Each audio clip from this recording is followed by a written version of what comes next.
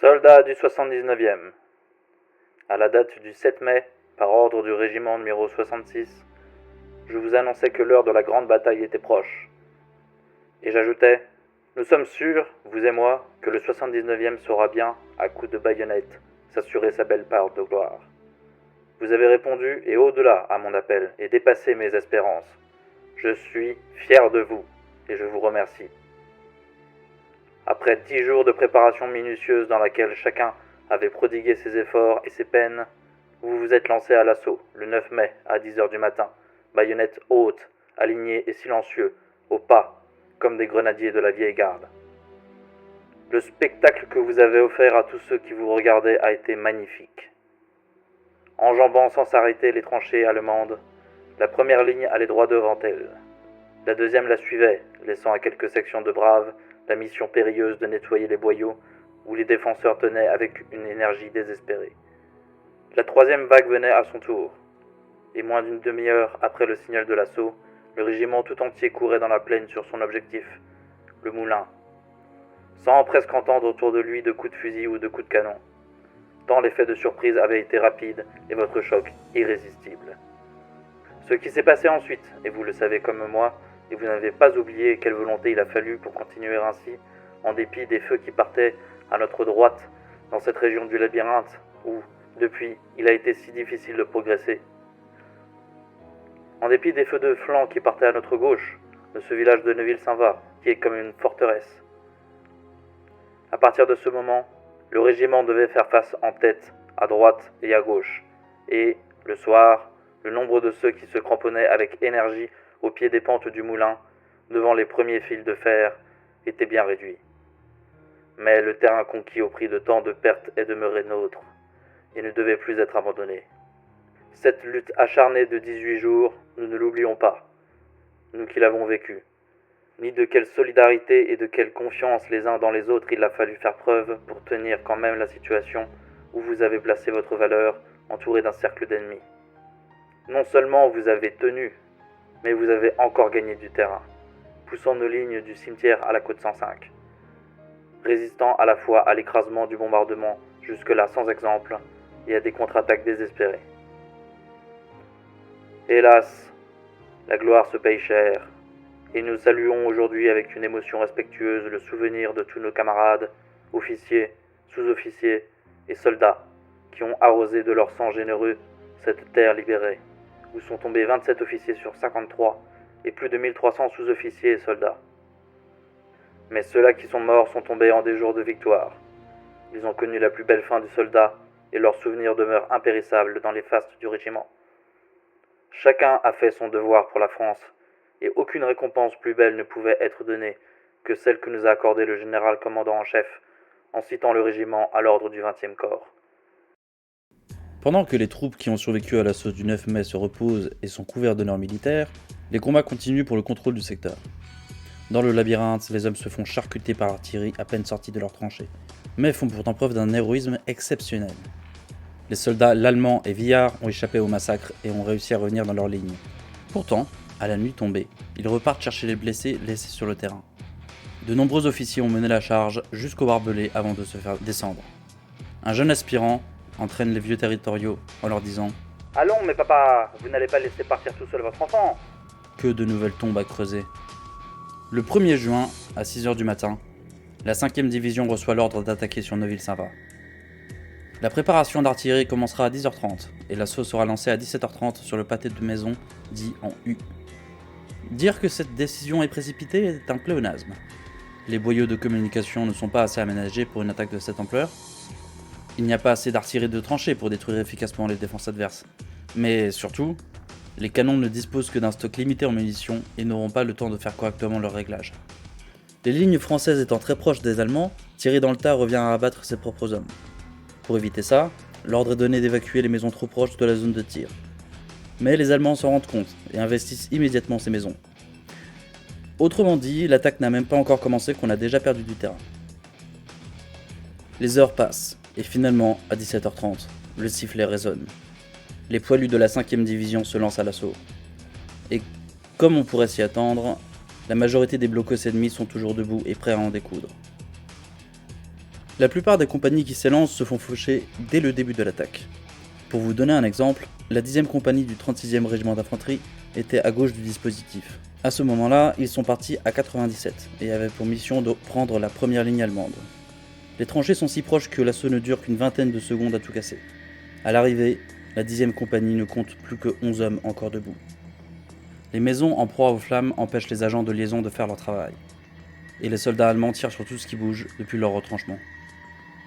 Et comme si ça ne suffisait pas, les défenseurs lancent une vague de chlore sur les assaillants. Si on en croit les rapports des officiers, la brigade aurait perdu 434 hommes ce jour-là.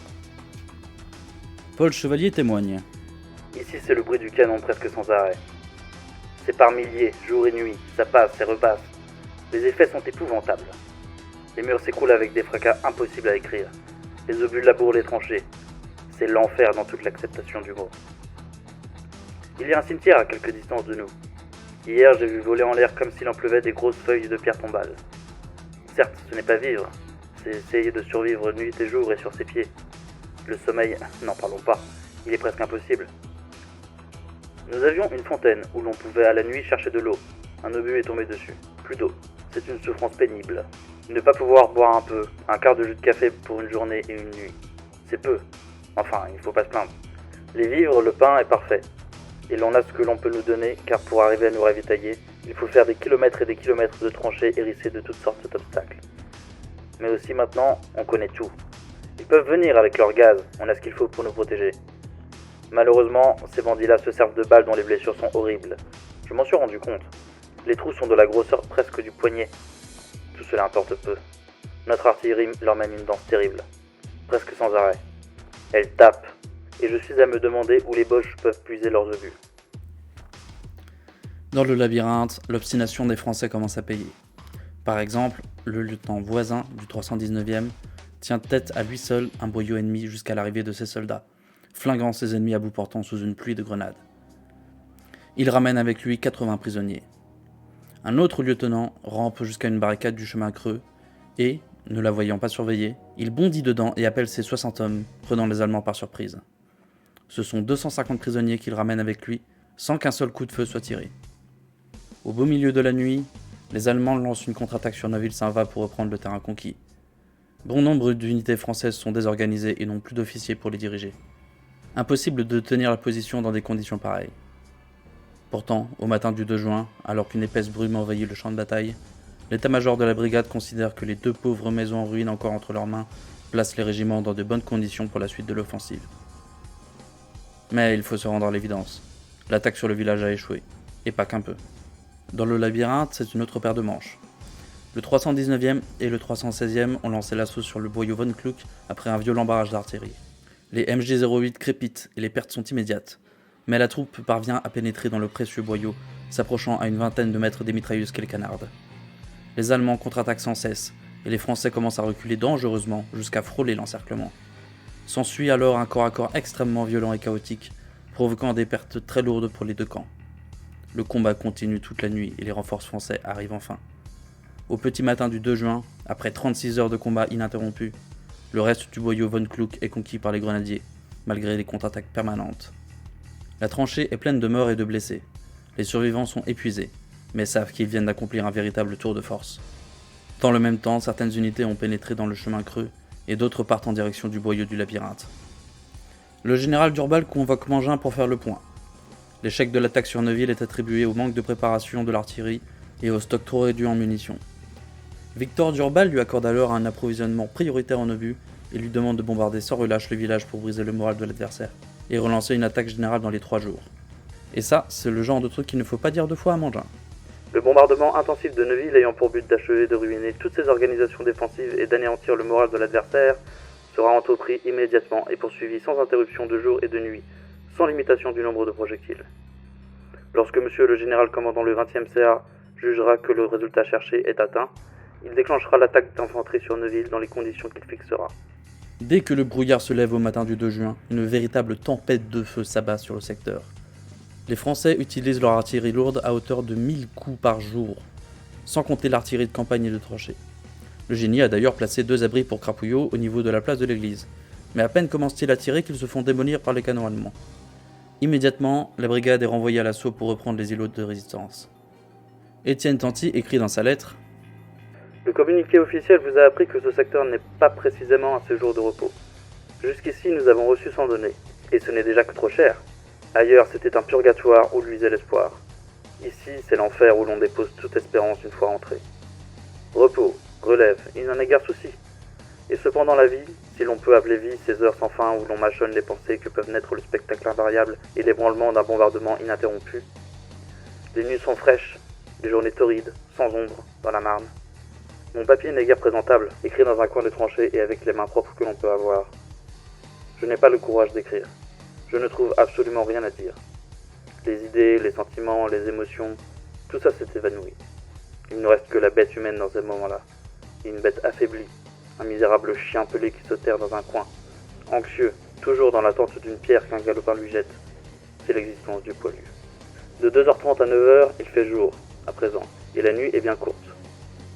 Les étoiles pâlissent de bonheur, l'alouette s'élève au ciel, les songes trompeurs se dissipent, et la journée commence pour devenir ahurissante et énervante de crapouillotage et de chaleur entre 9h et 6h.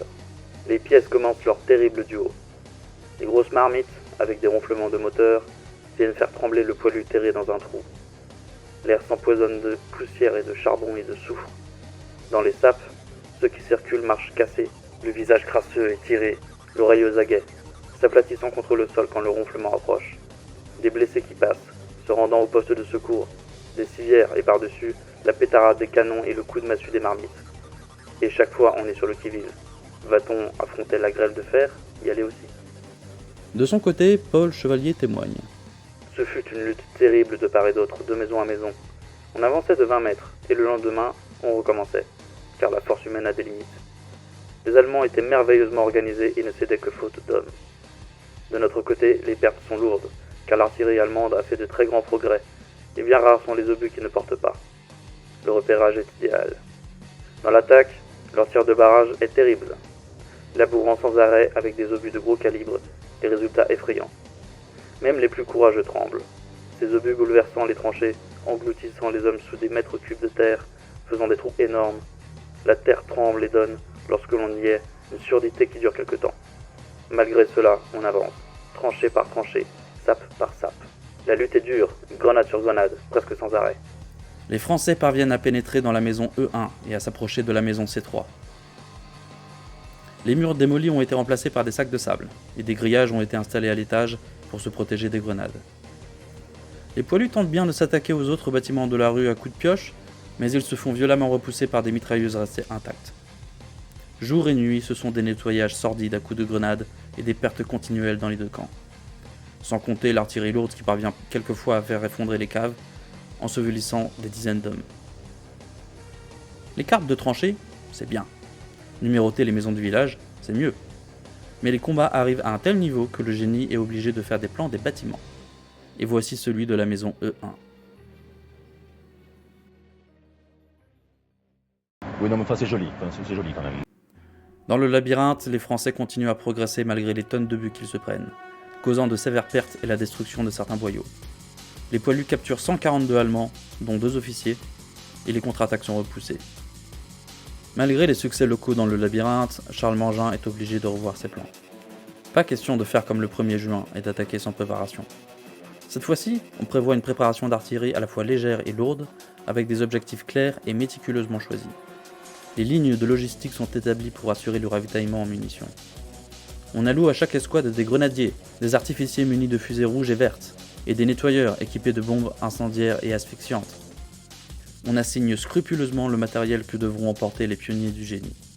Un quart ont des pelles, un quart ont des pioches, un huitième ont des haches, et le reste reçoivent des sacs destinés à être remplis de terre et former des parapets. La disposition des troupes est également revue. Cette fois-ci, on coupe le village en deux en se basant sur l'axe de la rue principale. La 10e brigade devra se charger de libérer le village. Elle est composée du 36e RI qui tient le côté gauche et du 129e RI qui attaquera par le côté droit. Attaque en double enveloppement en suivant les théories du général Victor Durbal, tout ça. Le 3 juin, les troupes stationnées dans le labyrinthe parviennent à pénétrer dans le fameux boyau du labyrinthe, ainsi qu'à mettre la pression sur la tranchée de Hambourg à coups de grenade. Les observateurs signalent des Français dans le boyau de Hambourg. Le truc, c'est qu'aucun régiment ne confirme y avoir des hommes. Faut-il y envoyer les réserves pour en profiter ? Ou faut-il au contraire attendre confirmation de cette information ? Les officiers penchent pour la seconde option, et ils font bien, car on se rend compte rapidement que l'info est totalement erronée. Toujours est-il que les hommes sont fatigués et ont besoin de réorganisation, mais les combats continuent toute la nuit. Et au petit jour du 4 juin, le chemin creux est entièrement conquis, et le lieu dit Les Buissons est investi. L'ordre est alors donné de se diriger vers la salle des fêtes et de l'attaquer de toutes parts. Le 319e commence aussitôt à prendre pied dans l'ouvrage. Cependant, les Allemands envoient des troupes considérables pour le défendre lui et le boyau de Lembourg. Épuisés, les soldats français sont relevés dans la nuit par des troupes fraîches, mais la relève ne peut s'opérer que lentement au vu de la violence des bombardements. Le général Durbal rend compte à ses supérieurs. À Neuville-Saint-Va, la progression pied à pied nous causait des pertes sans donner de résultats bien prompts ni bien complets. Une attaque générale a été exécutée sur les deux faces du village le 1er juin, après une préparation d'artillerie qui paraissait bonne par la 5e division. Néanmoins, les troupes d'attaque ont été reçues par les feux d'infanterie et de mitrailleuses qui ont rendu leur progrès illusoire. La préparation matérielle ne suffisait donc pas. Il faut y ajouter l'écrasement moral de l'adversaire par un bombardement intensif et prolongé. J'ai dans ce but prescrit de commencer dans l'après-midi d'hier 2 juin un bombardement qui sera continué sans interruption jusqu'au 4 juin au soir ou jusqu'au 5 au matin et sera immédiatement suivi de l'attaque d'infanterie. Dans le labyrinthe, nous avons conquis d'emblée une partie importante des ouvrages ennemis et la progression se continue dans des bonnes conditions à coups de grenades. Ce succès doit être attribué à la très bonne préparation d'artillerie, à la minutie avec laquelle les détails de l'opération avaient été prévus et réglés par le général Berthelot, et enfin à la quantité considérable de grenades dépensées par les troupes. Les opérations que nous menons en ce moment ne peuvent réussir qu'à coups de grenades. La 53e division en a consommé 24 000 en 3 jours. Interesting. You know what else is interesting? Grenades. Le 4 juin, dans Neuville-Saint-Va, le 36e tente de s'emparer de la maison C3. Mais au moment de charger, un 155 tombe pile dans la tranchée, mettant au tapis 3 hommes, ce qui tue l'assaut dans l'œuf. Les autres attaques n'ont guère plus de succès. La situation dans le village et le labyrinthe inquiète le grand quartier général qui les met en haut de la liste des cibles prioritaires. Il alloue également à la 10e armée 8 canons de 270 avec 1000 coups et la promesse d'une grande quantité de munitions pour l'attaque générale à venir, dont la date est encore indéterminée. Étienne Tanti témoigne. Guerre de bombardements, de grenades, de pétards à mélinite, de pétrole, où l'on démolit des compagnies et des bataillons pour prendre quelques mètres carrés de marne, ou une misérable baraque en ruine. Elle n'a plus de raison de finir. Les régiments s'y font esquinter à tour de rôle. Il faut toujours recommencer. Le communiqué officiel annonce glorieusement qu'on avance de 100 ou 400 mètres et qu'on fait des prisonniers. Les pertes, on n'en parle pas. La misère des milliers d'hommes non plus. C'est le gros spleen chez Étienne. Le soleil, la poussière, la soif, la saleté, l'absence de repos et de sommeil, tout se coalise. Le bombardement perpétuel, la misère du spectacle, les affreuses choses qu'il faut voir, tout cela met les nerfs dans un état de tension vraiment trop dur. C'est la guerre d'épuisement, en effet, jusqu'au jour où il ne reste plus que la loque humaine. Ce n'est plus la guerre, c'est le carnage et la torture, scientifiquement, mathématiquement organisés.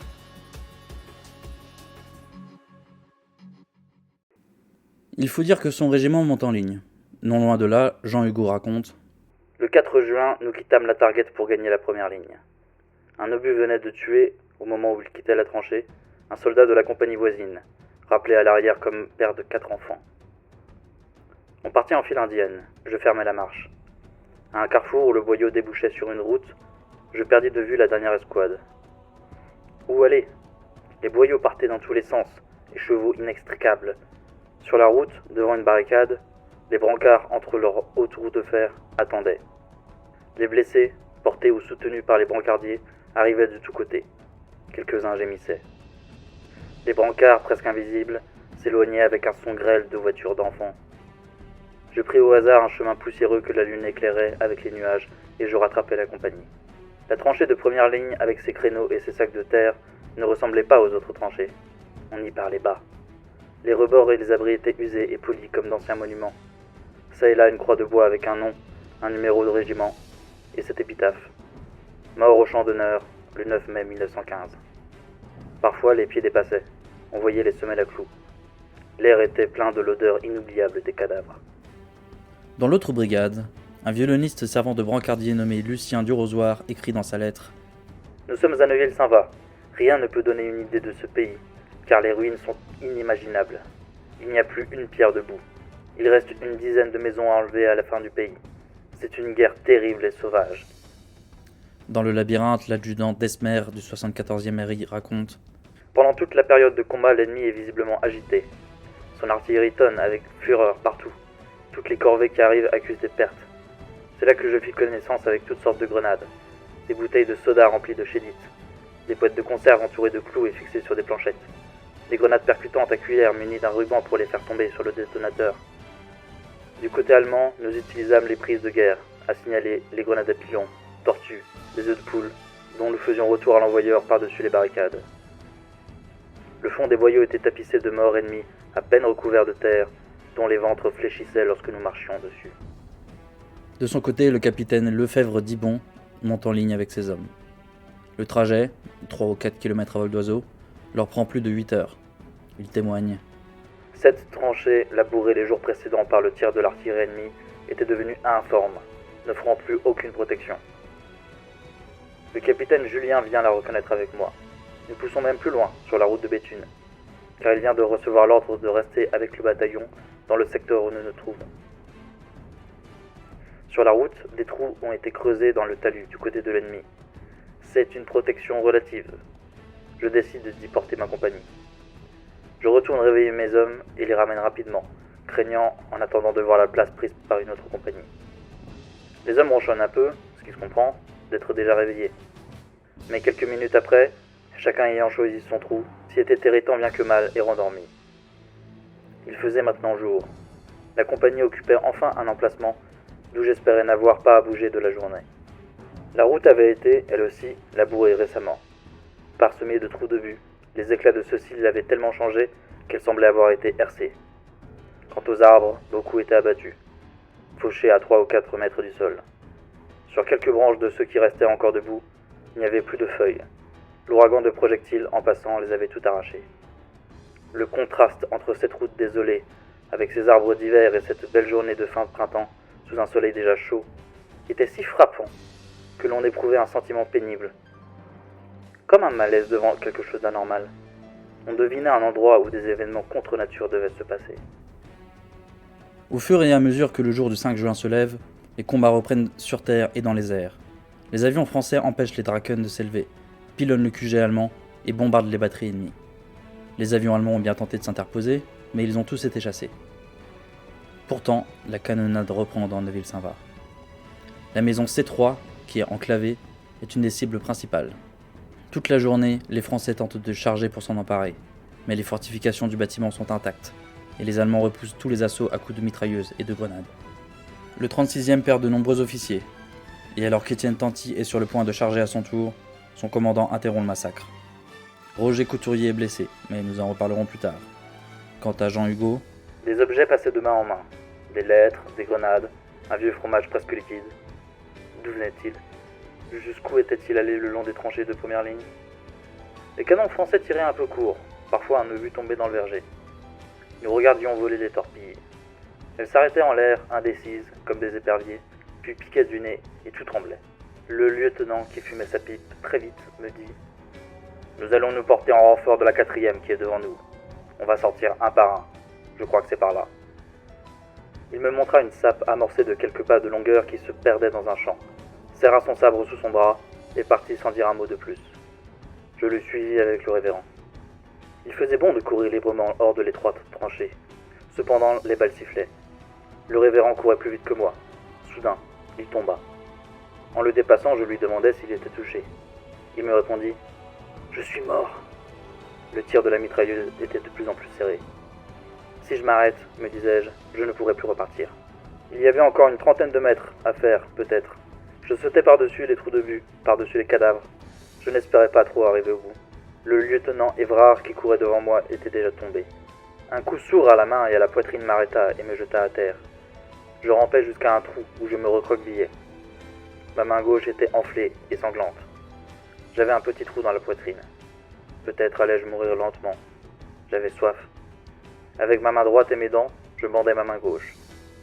Les Allemands n'étaient pas loin. Ils tiraient dans la musette que j'avais placée au-dessus de ma tête. Je me faisais le plus petit possible.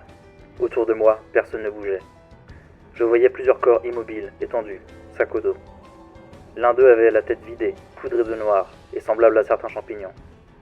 Le révérend appelait ses compagnons. « À boire! À boire! Pitié, camarade! C'est révérend qui est mort! Ingrat! C'est révérend, camarade! C'est révérend qui est mort! » Je décidai de sortir de mon trou pour lui porter à boire. Mais les mitrailleuses ennemies tiraient de plus en plus. Je rampais jusqu'à un large entonnoir où des murs étaient tapis avec quelques hommes. Je m'assis là un instant, puis je regagnai à quatre pattes la tranchée de départ. Elle était encore pleine d'hommes à genoux, qui, après nous avoir vus tous tomber, hésitaient à aller de l'avant. Dans le verger où j'étais revenu, je me sentais à l'abri, avec ma main bandée, hors de combat. Un peu comme un acteur rentré en coulisses après avoir dit son rôle. En fin de soirée, les défenseurs font exploser une mine, à 30 mètres à l'est de la maison C3, ensevelissant 65 hommes. À gauche, le 36e est bloqué. Il n'a plus qu'un seul officier pour les 2 compagnies de front, réduites chacune à 90 hommes. À droite, les 75 oublient d'allonger le tir, et le 129e doit combattre littéralement sous les obus. Mais malgré la mort du colonel Denis Larocque qui commande le régiment, les hommes parviennent à pousser jusqu'à la maison D10. Paul Chevalier témoigne. L'attaque est pénible. Les premiers qui sautent hors de la tranchée sur ordre d'un supérieur sont fauchés par un tir convergent. Les blessures sont affreuses. Hélas, à cette distance, elles sont presque toutes mortelles. L'ennemi ayant l'emplacement de l'opposition bombarde avec fureur presque sans arrêt. Dans le labyrinthe, les Français tentent d'encercler la salle des fêtes, mais échouent. Les défenseurs sont obstinés, et on peut suivre l'avancée des combats aux nuages de poussière soulevés par les explosions des grenades. Les Allemands font exploser une mine qui, couplée au feu de mitrailleuses, stoppe l'avancée française dans la partie sud. Les affrontements continuent toute la nuit. La bagarre continue également au cimetière qui est constamment attaqué. Les Français tiennent bon, malgré le déluge de feu et le tir parfois trop court de l'artillerie. Roland d'Argelès écrira plus tard à ce sujet. Quoi? Est-ce leur 88 ou notre 75 qui tire trop court? Cette meute de feu nous cerne. Les croix broyées nous criblent d'éclats sifflants. Les torpilles, les grenades, les obus, les tombes même éclatent. Tout saute, c'est un volcan qui crève. La nuit en éruption va nous écraser tous. Au secours! Au secours! On assassine des hommes! Le 6 juin, les combats continuent comme en témoigne Paul Chevalier. Le 6 juin, nous passons une deuxième ligne de tranchées, prise nuit et jour sous le feu de l'artillerie. Terrés dans les trous, la mitraille frappe avec fureur, dont les éclats arrivent sur nous comme de la pluie. Durant cette journée, j'ai été légèrement touché au nez par un débris. Le coup a porté, mais sans entrer dans les chairs. Pourtant, les hommes sont épuisés et les régiments totalement désorganisés. Malgré les rapports alarmants, Mangin ne fait pas cesser les combats. Il les réorganise, et ce genre d'improvisation n'est pas au goût de ses collègues. Mais enfin, c'est Mangin, et on lui a dit d'attaquer sans relâche. Les nouvelles cibles sont les maisons C3, C4 et C5, ainsi que le reste des bâtiments de la maison E1. Pourquoi s'acharner sur cette dernière, me direz-vous? Eh bien, mis à part son placement stratégique, il se trouve qu'il y a un canon de 77 installé juste derrière. Et pour le reste, ça nous donnera le contrôle sur la rue Verte et la rue François Hennebique. Ouais, l'inventeur du béton armé. Ironic. Le 36e parvient à conquérir ses objectifs et le 129e vise désormais un blocos au sud-est de la maison des 12. Concrètement, ils rétablissent la ligne de front et passent le reste de la journée à se réorganiser. Le 129e se fait relever par le 39e. Malgré tout, l'ennemi se cramponne, résiste sur C3 et se retranche dans la maison E11 qu'il blinde de mitrailleuses. Dans le labyrinthe, la lutte féroce continue un peu partout. C'est au 228e de prendre pied dans la salle des fêtes qui est défendue avec acharnement. Et il faut savoir que depuis le 9 mai, c'est le 12e régiment de réserve bavarois qui est en ligne dans le secteur. Ils ne savent pas s'ils sont totalement encerclés, ni si leurs camarades dans le village tiennent ou pas. En bref, ces mecs n'ont plus aucune communication avec le reste de l'armée allemande, mais ils continuent la lutte avec l'énergie du désespoir. C'est à se demander comment ça tient tout ça. À Neuville-Saint-Va, l'artillerie prépare la suite des opérations. À gauche, le 36e doit sécuriser pour de bon les maisons E1 et C3. À droite, le 39e doit s'attaquer à G1 et son fortin, G2 et E11. Étant relevé, Lucien du Rosoir peut prendre le temps d'écrire à sa mère. Ce pays de Neuville est une horreur qui dépasse tout ce que l'imagination peut enfanter. Il n'est pas détruit, il est écrasé, rentré sous terre. Plus de 300 000 obus ont éclaté sur nous et le pays. Notre régiment s'est tellement bien comporté que Mangin, le général de division, a serré la main de beaucoup d'entre nous, et, avec le général Joffre, va nous citer à l'ordre du jour de l'armée. Tu ne peux te faire une idée de cette guerre, je n'en perdrai jamais le souvenir. Il fallait arracher chaque ruine, derrière chaque moellon à Boche, des barricades partout avec des mitrailleuses, et, sur tout cela, une pluie de bombes et de grenades lancées à la main, explosives, asphyxiantes, etc. Julien, dans la seule journée d'avant-hier, en a lancé plus de 200. Moi j'ai beaucoup tiré au fusil, protégeant les lanceurs de grenades. J'en ai descendu beaucoup avec le plus grand calme. J'ai eu mon fusil brisé dans les mains par une bombe, et tout cela avec les obus sifflant et éclatant sans arrêt jour et nuit, car nous sommes restés 7 jours sans dormir. Des torpilles aériennes éclatant de temps à autre, faisant des trous de 10 mètres de diamètre et de 4 mètres de profondeur. Les nuits étaient éclairées par l'incendie, car tout ce qui pouvait brûler, brûlait. On se battait au milieu d'une infection générale, car il y avait des centaines de morts gisant depuis plus de 3 semaines, et les blessés râlant ou gémissant. Rien ne peut raconter ces scènes d'horreur. Mon pistolet m'a servi 2 fois, où j'ai tué chaque fois un Boche à bout portant. Je ne sais comment je suis encore vivant, car je croyais bien jamais ne sortir d'un pareil enfer.